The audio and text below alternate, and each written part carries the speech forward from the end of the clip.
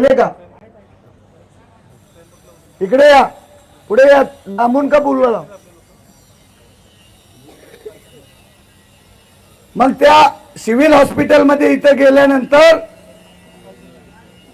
ह्या भाद्राला गोपाल सरला जरा वाईट वाटलं आणि त्यांनी आणली होती कंबळ सोबत पांघरायचं. थांबा थांबा साहेब, आता तुम्हाला ECG करायचंय, ते रक्तानं भरलेला कॉट.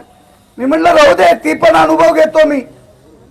पण त्यांनी त्यांची कंबळ आणली आणि त्याच्यावर टाकली.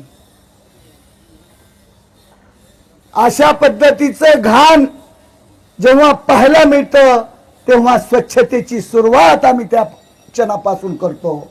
आणि आज आमच्या हॉस्पिटलमध्ये, लातूरचं हॉस्पिटल एक स्वच्छ हॉस्पिटल आणि स्वच्छतेचा पुरस्कार करणारा हॉस्पिटल, आम्ही 2-3 वर्षामध्ये तिथलं चित्रच बदलून टाकलं.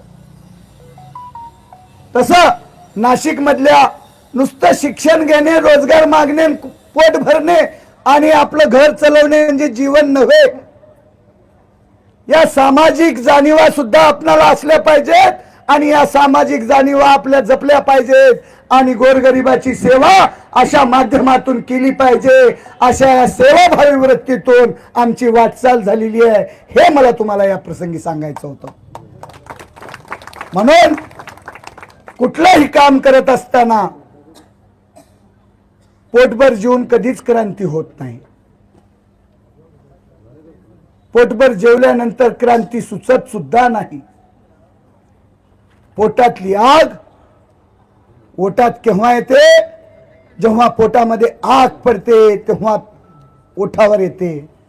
आज थोडं बहुत काही प्रशिक्षणार्थीच्या पाठीमागं त्यांचे आई वडील, त्यांचा जरा आधार आहेत, त्याच्यामुळं आणखी तुमच्या पोटात जे अनुपस्थित राहुलालेत त्यांच्या पोटात आणखी मोठी आग पडलेली नाही.